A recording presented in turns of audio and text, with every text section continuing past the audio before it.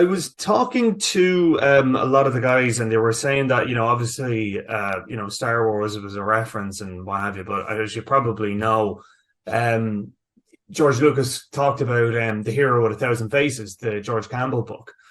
I'm wondering, I mean, what beyond, I guess, like Star Wars and all the rest of it, what were, I guess, either the books or the movies that you were kind of watching during pre-production to kind of get you in that headspace? Oh, sorry, I just inhaled weird.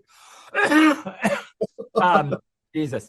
Okay, so look, this movie for me, it's really more about that I watched in pre-production. It's really more about the movies I was watching, sort of like between 1977 and 1985. Right. In a lot of ways, those are the movies that sort of shaped this movie. And without being too, we kind of like, I would talk with my designers and I would talk with my co-writers all about sort of mythological. Look, and I'm a huge, also, as you know, a huge Joseph Campbell fan. And I hear, there's movies like The Searchers and Seven Samurai and Magnificent Seven and Dirty Dozen. But there's also, Star Wars, and there's also Excalibur and Milius's Conan the Barbarian.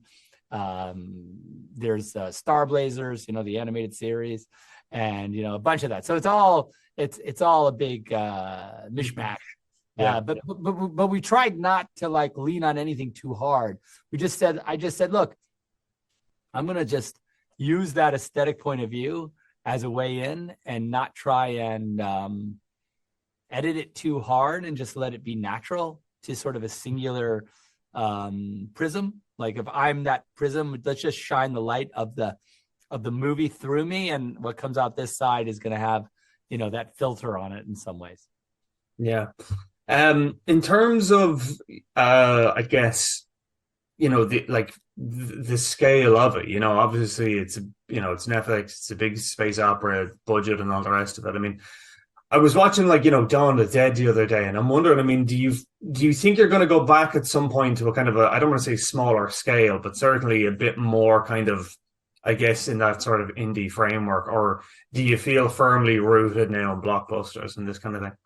It's interesting because I guess for me, it's like I always look at the movies as this kind of, yeah, I know this is ludicrous to say, but I always look at them as we've always been like making weird movies in a way, and they've always been, yes, they've had huge budgets, but they've always been, these kind of edgy weirdo. I'm always testing the sort of process, and I really got like, I'm always on the ragged edge with the sort of relationship between commerce and cinema and how it all works.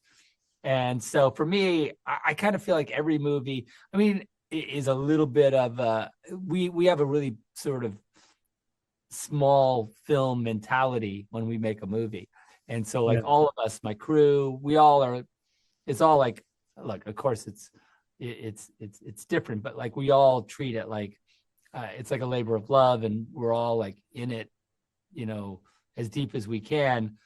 But I would absolutely be happy to make like some movie with three guys in like, whatever, in a restaurant, or some kind of like, My Dinner with Andre 2, something like that, but, I would actually watch that. My Dinner yeah, with Andre too. Yeah, that'd be pretty yeah. good. That would Um, be, it's I'm wondering as well, like, I mean, because obviously this is a two-parter. I'm guessing you've probably got like about four or five movies sketched out beyond this, have you? yeah, absolutely. We have at least, one, two, three, one, two, three, four. It would be a total of 6 movies. Wow.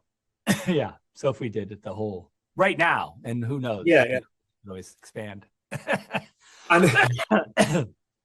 is it solely going to be movies? I mean, do you see like TV series? Do you see anime? Do you see anything like that? Or is it Well, just, for sure. I mean, like right now we're doing a graphic novel about the origin of the Blood Axes, which is really beautiful, and I'm really excited about it. I'm really proud of that graphic novel.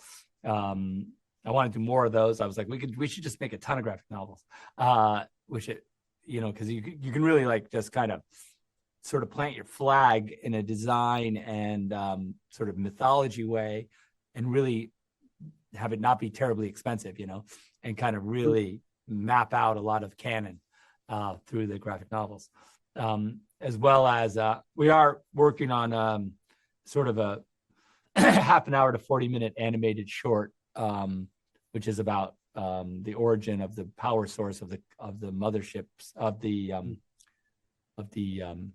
dreadnoughts. Right. So that's a really fun and cool project. Very weird, super weird. And I've got these, it's 2 movies and then 2 director's cuts. So it's a lot of this to do right now. I think the main thing with the director's cuts is there's just more mythology too. They're like an hour each longer than the theatrical, called the theatrical version. Yeah. Great stuff. Okay, I'm getting a wrap there. Thanks so much, Matt. Oh, cheers, brother.